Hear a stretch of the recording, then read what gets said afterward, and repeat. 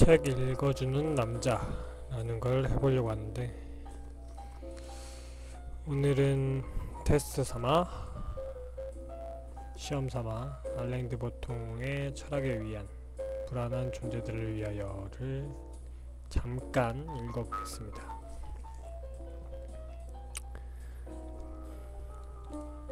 몇 년 전 지독히도 추웠던 겨울 뉴욕.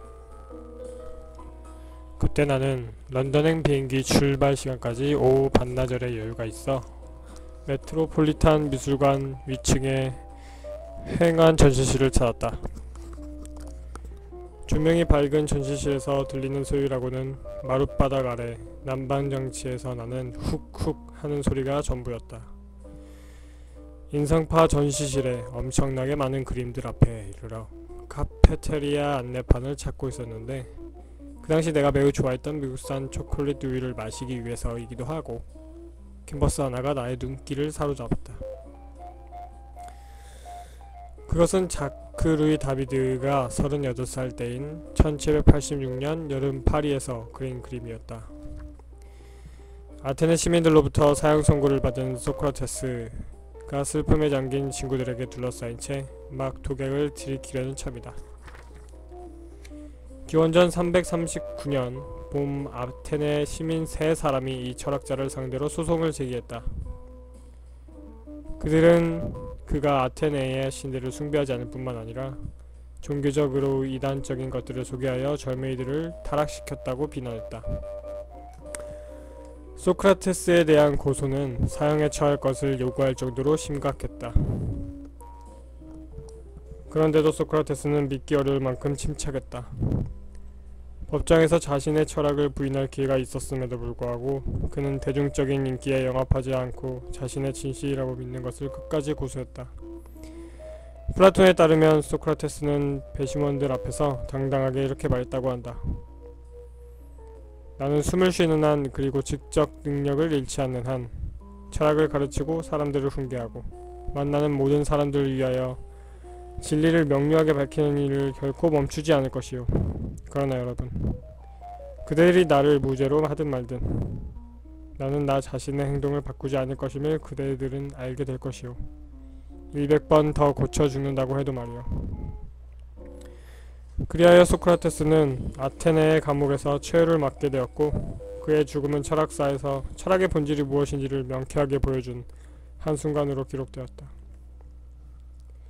소크라테스의 죽음이 얼마나 중요한 의미를 지닌가는 그의 죽음을 소재로 삼은 작품들의 숫자만으로도 미루어 짐작할 수 있을 것이다. 1650년에 프랑스어가 샤를 알퐁스 디프레누아는 오늘날의 피렌체의 플라티나 미술관에 걸려있는 소크라테스의 죽음을 완성했다. 소크라테스의 죽음에 관한 관심은 18세기의 절정을 이루었다. 특히 디드로가 극시론에서 소크라테스의 죽음이 가진 회화적 잠재력에 주목한 뒤로 그 열기가 극에 달했다. 1786년 봄, 자크 루이 다비드는 돈 많은 의원이자 재능 있는 그리스 학자였던 샤를 미셸 트리덴 드라 사블리에르부터 소크라테스의 죽음에 대한 그림의 값을 받았다. 선불로 6,000리브르를 받고 그림을 건넬 때 3,000리브르를 추가로 받는다는 후한 조건이었다. 다비드의 그림이 1787년도에 살롱에 전시되자마자 평단은 소크라테스의 최후를 그린 그림들 중에서 가장 탁월한 작품이라며 찬사를 아끼지 않았다. 조슈아 네일러즈 경은 그 그림은 바티칸 궁전의 시스티나 성당과 라파엘로의 방 이후에 나타난 회화 중에서 가장 경탄할 만하고 정교하다. 그 그림은 페리클레스 시대의 아테네 시민들의 영예를 되살려 주었을지도 모른다고 생각했다. 나는 나중에 뉴펀들랜드 빙원 위를 비행하는 동안 조심스레 봉투를 뜯어 메트로폴리탄 미술관의 선물가게에서 산 5장의 다비드 그림 엽서 중 한 장을 살펴보였다. 내가 잠에 골아떨어진 줄 알고 스튜어디스가 테이블 위에 조용히 놓고 간 희멀관 저녁 식사를 먹으면서, 소크라테스의 침대 발치에는 플라톤이 펜과 두루마리를 옆에 놓고 국가가 저지르는 불법 행위를 지켜보는 증인으로 말없이 앉아있다. 소크라테스가 죽음을 맞이할 당시 플라톤의 나이는 겨우 29이었는데 다비드는 그를 희끗희끗한 머리에 근엄한 표정을 짓고 있는 노인으로 바꿔놓았다. 감방 쪽에서는 소크라테스의 아내 크산티페가 간소들의 부축을 받고 있다. 소크라테스의 친구 7명은 저마다 다양한 모습으로 비탄에 빠져있다. 가장 가까운 동료였던 크리토는 소크라테스 옆에 앉아 깊은 애정과 근심 어린 눈빛으로 거장을 응시하고 있다. 그렇지만 운동선수에게나 기대할 법한 몸통과 이두근의 소크라테스는 꼿꼿한 자세를 조금도 흐트러뜨리지 않은 채 불안해하거나 후회하는 기색을 전혀 내비치지 않는다. 수많은 아테네 시민들이 그를 어리석은 존재로 매도했다는 사실조차 자신의 철학에 대한 믿음을 흔들어주지 못했다. 당초 다비드는 소크라테스가 독약을 들이키는 장면을 그릴 작정이었으나 신 앙드레 셰니에가 극적 긴장감을 극도로 높일 수 있는 아이디어를 내놓자 선뜻 그의 제안을 받아들였다. 소크라테스가 이제 곧 자신의 목숨을 앗아갈 독배를 잡으려고 침착하게 손을 내밀면서 자신의 철학적 논지를 끝내는 모습이라면 아테네 국법에 대한 복종과 자신의 소명에 대한 헌신을 동시에 상징적으로 보여줄 수 있었기 때문에 훨씬 더 극적인 그림이 되리라는 것이 세니에의 제안이었다. 지금 우리는 비범한 한 존재가 마지막으로 던지는 교훈적인 순간을 목격하고 있다.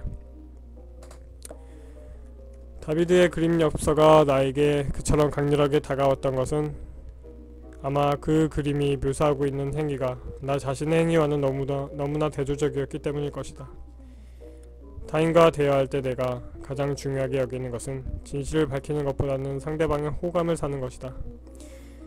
타인을 즐겁게 해주려는 욕망에 휘둘려 나는 마치 학교 옛날 학교를 찾은 학부모처럼 그다지 우습지도 않은 농담에도 크게 웃는다.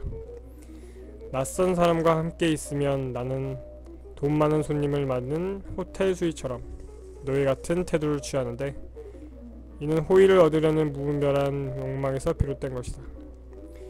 나는 대다수 사람들이 신봉하는 관념에 대해서 공개적으로 의문을 품지 않았다. 나는 권력을 쥔 인물들의 동의를 추구했으며 그들과의 만남이 있은 후에는 그들이 나를 어떤 존재로 받아들일지 노심초사했다. 세관을 통과하거나 경찰 순찰차와 나란히 차를 달릴 때면 내 마음 밑바닥에는 어느새 제복을 입은 전 공무원이 내게 호감을 가주어 주었으면 좋으련만 하는 바람이 자리 잡았다. 그러나 소크라테스는 자신이 대중으로부터 인기를 끌지 못하고 있다는 사실은 물론이고 국가의 유죄 판결 앞에서도 조금도 흐트러짐이 보이지 않았다. 그는 다른 사람들이 자신을 향해서 비난을 퍼붓는다는 이유로 자신의 사상을 포기하지도 않았다. 더구나 그의 확신은 급한 성격이나 황소 같은 우직한 용기에서 나오는 것이 아니라 그보다 더 깊은 곳에서 나온 것이었다. 그것은 다름 아닌 철학이었다. 소크라테스에게 철학은 끝까지 이성적으로 남을 수 있는 신념을, 즉 비난에 직면할 때면 흔히 보이기 쉬운 병적인 흥분이 아닌 확신을 부여했다. 그날 밤 빙원 위를 비행하며 내가 느꼈던 정신의 자유는 하나의 계시이자 고무였다. 그것은 나에게 사회적으로 널리 인정받는 관행이나 관념을 맹목적으로 따르려는 무기력한 성향에 맞서 균형을 취할 수 있는 힘을 약속했다. 소크라테스의 삶과 죽음에는 지적 회의를 풀어보자는 초대장이 들어있는 것이다. 소크라테스의 상징이 되다시피 한 그 주제는 심오하면서도 재미있는 인물을 수행해보자는 초대장을 내놓는 것과 같았다. 그 인물은 바로 철학을 통해서 현명해지자는 것이다. 시대를 내려오면서 철학자로 불린 수많은 사상가들 사이에는 엄청난 차이가 보인다. 실제로 사상가라는 존재는 너무도 다양함에도 불구하고 몇 세기를 뛰어넘어도 필로와 소피아라는 단어의 그리스어 어원이 암시하는 철학의 비전에 나름대로 충실을 하려고 노력했던 작은 무리를 분리해내는 일은 가능할 것 같다. 우리 인간이 경험하는 가장 큰 비탄의 원인에 대해서 위안이 되거나 실질적으로 도움이 될 만한 말을 몇 마디 건네는 일에 공통적으로 관심이 보이는 무리가 바로 그들이다. 내가 의지하려는 이들도 그런 사람이다.